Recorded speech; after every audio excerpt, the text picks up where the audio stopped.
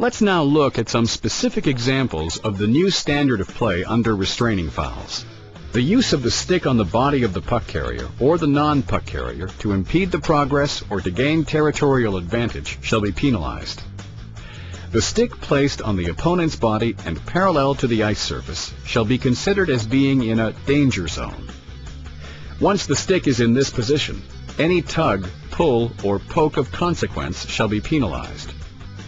Consequence shall be interpreted as any loss of momentum, causing diminished space between the players, impeding the opponent's progress, causing the opponent to lose balance to any degree, reducing the opponent's ability to pass or shoot the puck, or to receive a pass, or to handle the puck, loss of puck control or possession. Placing the stick between the opponent's legs shall be considered as in a danger zone.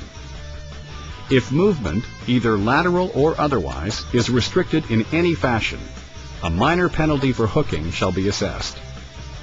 Should the opponent be caused to fall by this action, a minor penalty for tripping shall be assessed. Focus on the player white trailing the puck carrier.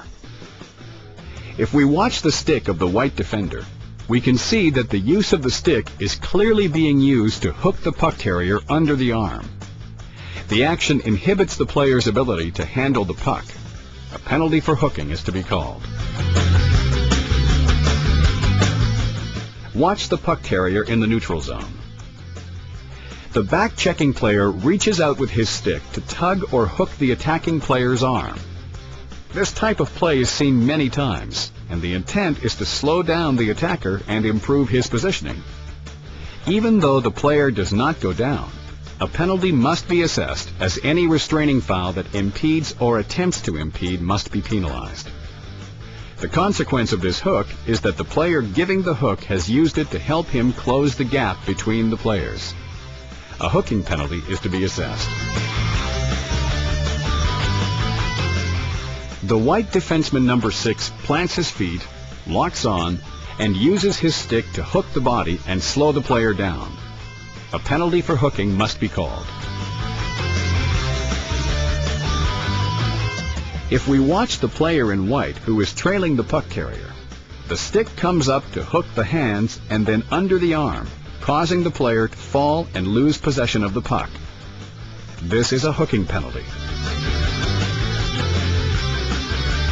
White number 25 goes to play the puck carrier.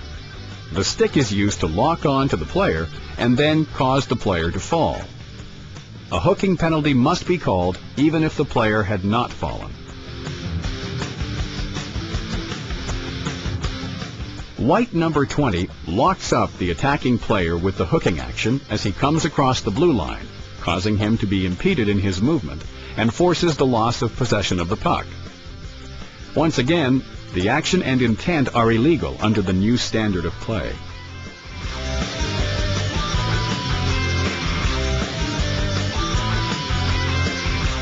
A minor penalty for hooking must be called as number 7 black uses his stick to impede or restrict the attacking forward's forechecking. The defensive player cannot impede the forechecker's ability to pursue the puck. Locking on is the action whereby a player uses his or her stick to wrap up an opponent and prevent them from moving freely. In this situation, we see that white number 3 in front of the net has used his stick to tie up the attacking forward, which inhibits free movement. A minor penalty for hooking will be assessed. The back checker is using his stick to slow down the puck carrier. A hooking penalty is to be assessed. Let's watch it again, and watch the stick. As it gets caught up in the body, the player loses his stick. There is not to be a holding the stick penalty, as this is judged to be incidental. As play begins to go up ice, the white back checker makes an attempt to play the arm and gloves of the puck carrier. No penalty would be called, as the player was not impeded, nor was there a loss of balance or puck control. The second hook caused the loss of balance and loss of possession. The difference is the degree of the hook and the result of the hook, loss of balance and puck control. penalty for hooking.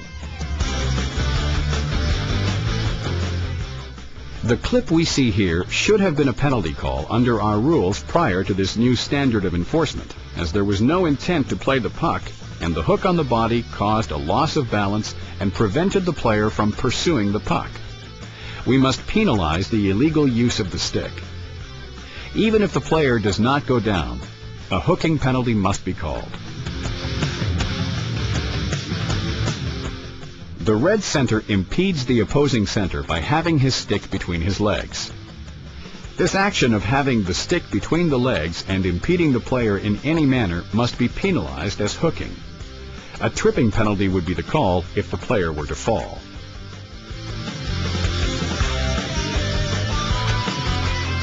This is a great example of a legal play by white defenseman number 6. He avoids interference, hooking, a late body check, and putting the stick between the legs. Therefore, no penalty should be assessed.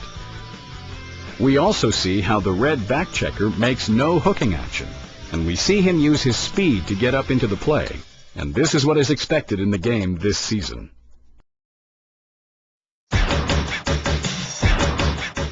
On this play, the forechecking forward gives a hook to the defenseman with the puck, slowing him down and accelerating his own speed. This is often referred to as a slingshot hook and is to be called hooking. Where a player had dumped the puck into the zone, a defender will have the opportunity to finish the check or play the man, so long as this is done immediately after the player releases the puck. However, in this example, the player forechecking gains body position on number 26 white. Number 26 then hooks the player to slow down the forechecker and impedes his progress. A hooking penalty is to be called. The key factors in the clip are: the attacking player is on a breakaway, with possession and control of the puck over the red line. He is fouled from behind with a hook. He loses control of the puck and is denied a reasonable scoring opportunity. Correct call: penalty shot.